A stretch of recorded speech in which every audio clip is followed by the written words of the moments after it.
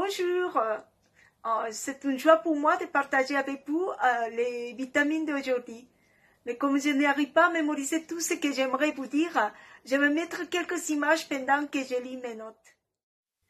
Ce matin, j'aimerais partager avec vous sur les combats spirituels, parce que la prière est en effet un combat qui se gagne à genoux. C'est quand on prie que l'ennemi tremble. Parce que quand on prie, c'est le Dieu tout-puissant qui agit et combat pour nous. La Bible dit que la prière de juste a une grande efficacité. C'est pour cela, les personnes dont le diable a le plus peur, c'est les chrétiens qui prient. Mais comment être ces chrétiens justes qui combattent dans la prière? Avant tout, nous devons être vraiment conscients de l'existence d'un monde spirituel. Pour cela, j'aimerais partager avec vous le passage de la Bible en Ephésiens 6:12 qui dit « Car nous n'avons pas à lutter contre les êtres de chair et de sang, mais contre les puissances, contre les autorités, contre les pouvoirs de ce monde de ténèbres et contre les esprits du mal dans le monde céleste. » Oui, on pourrait dire que la réalité du monde dans lequel nous vivons aujourd'hui, en certain sens, c'est le résultat d'un combat dans le monde céleste. Même si nous ne réalisons pas, parce que nous ne voyons pas, il existe un vrai combat, un combat spirituel par lequel Dieu fait accomplir sa volonté ici sur la terre comme dans les ciels. Et pour mieux combattre l'ennemi, peut-être qu'en savoir un peu plus sur lui nous aiderait. Mais avant tout, rappelons-nous que malgré tout ce qu'il peut faire pour nous faire tomber, Jésus a déjà vaincu sous la croix.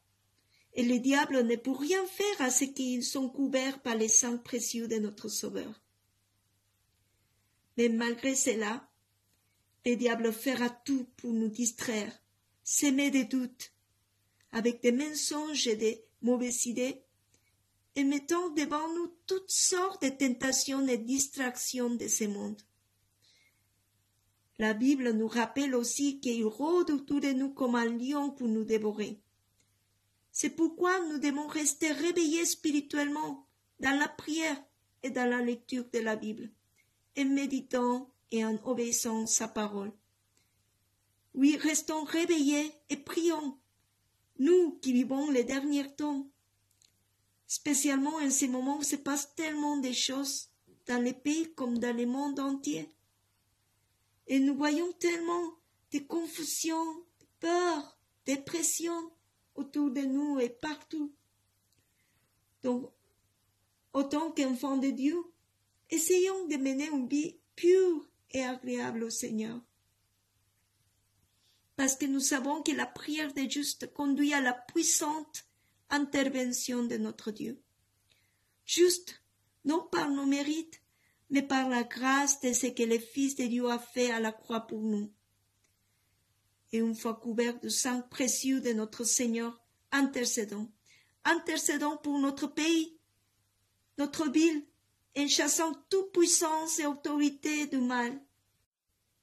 Rappelons ce que nous dit en Psaume 103, 21, que l'armée céleste est au service de Dieu pour exécuter sa volonté. Donc, à travers de la prière, déplaçons cette armée de Dieu pour chasser toute obscurité dans notre ville, dans le nom puissant de Jésus-Christ.